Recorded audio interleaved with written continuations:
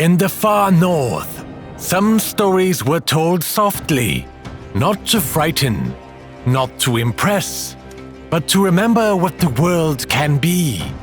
Loki steps into these old tales without thunder or fire, a trickster god who can change his form. He comes with a smile, and the air turns watchful. Who was he truly? Where did he come from? And was he born among the ruling gods? What keeps him close to Asgard, the gods' fortified realm, when danger gathers? What powers does he carry if his help demands a hidden price? And when Ragnarok comes, the final battle at the end of the world, does Loki stand with the gods or against them? Because with Loki, rescue and ruin can arrive together. Loki comes from the Norse stories of the far north. His name traveled by voice, then was written down in Iceland. Much survives in the Poetic Edda, Old Norse poems. More is preserved in the Prose Edda, a later guide to these tales. In them, Loki is not born among the ruling gods. He is linked to the Jotnar, giants from harsh ancient lands. Yet he walks into Asgard like a familiar face. He moves among the Aesir, the ruling clan of the gods, close to power. His cunning helped them more than once, so they kept him close. To understand him, you must see the worlds around Asgard.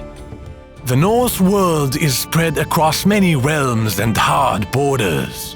At its heart stands Yggdrasil, the world tree that holds them together. There is Midgard, the human world ringed by a great sea. There is Jotunheim, the giant's land of stone and ice, loud with storms. Between them, the gods travel and bargain, because walls are never enough. They do it because peace can break and war can cross borders fast. Odin, one-eyed king of the gods, watches for signs of coming doom. Thor, the thunder god that wields Mjolnir, meets giants with iron strength. Loki moves differently, slipping between sides with quick words and quiet steps. In the north, winter could last and last. People listened close because stories helped them endure. A storm could break roofs and starve cattle by spring. So they feared not only the elements, but betrayal too, because it could bring the same ruin. Loki fit that fear. He could sit near the hearth. He could share food, then turn a day into disaster. When his name was spoken, some laughed and some went quiet. A small lie could spread fast and turn neighbors into enemies. His tales show how clever talk can steer people toward harm. So what then are Loki's powers? First comes a sharp mind that tests every promise for weakness. Then comes shapeshifting, because the stories say he can remake himself. Some traditions say he became a salmon and fled through cold water to avoid capture. Others whisper he became a mare to fool a stallion at night, and from that shapeshift came Sleipnir, Odin's eight-legged horse. He also uses words to stir pride, because pride makes people careless. Once, he shamed Sif, Thor's wife with famous golden hair, by cutting it off. Thor seized him in anger, and Loki was forced to repay the harm. He went to the dwarves, hidden smiths who shape wonders in fire and metal. He brought them a problem he could not undo with words. He swore he would make it right. Then he wagered his own head, and he drove the dwarves into a contest of wonders until they made gifts worthy of the gods. But one overlooked thing would soon let his cleverness strike where it hurt most.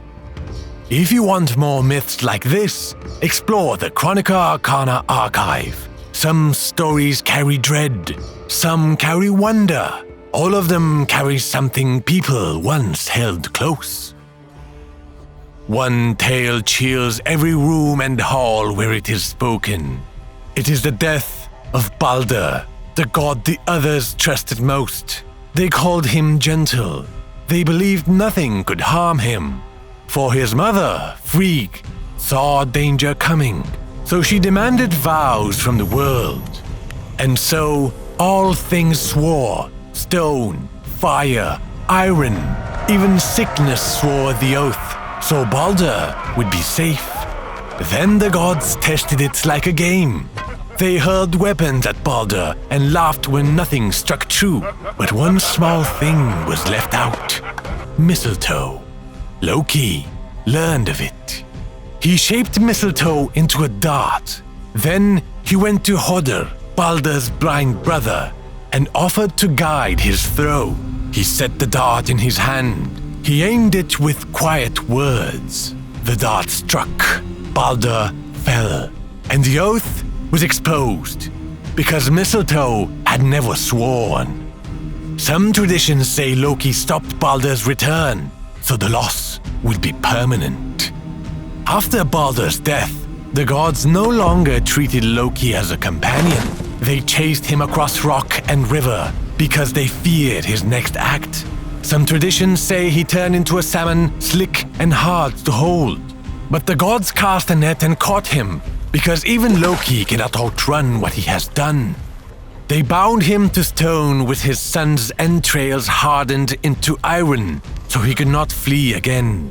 Above him, they placed a serpent, and its venom fell in slow drops.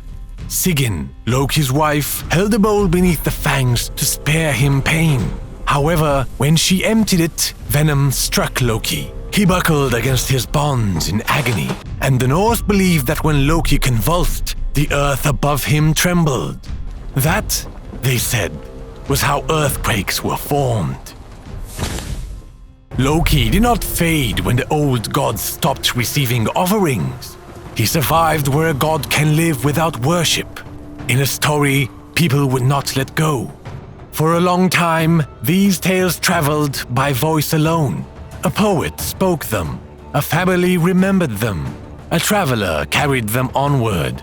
We do not know what prayers were whispered, or who was honored in secret, but we can see what Loki became in the tales that endured. The friend who turns at the worst moment, the helper who makes you pay for the rescue, the clever voice that finds the weak point and presses until it breaks. The myths bring him to the last page. In Ragnarok, Loki breaks his bonds. He does not stand between sides. He chooses one. And when the final battle comes, he stands against the gods he once walked beside. The god Loki was never real, but the caution he carries is. The danger is not always the stranger at the door. Sometimes it sits beside you. It speaks with a voice you trust. It makes betrayal sound like sense. It makes cruelty sound like need. Until you wake and realize you have been the stranger all along.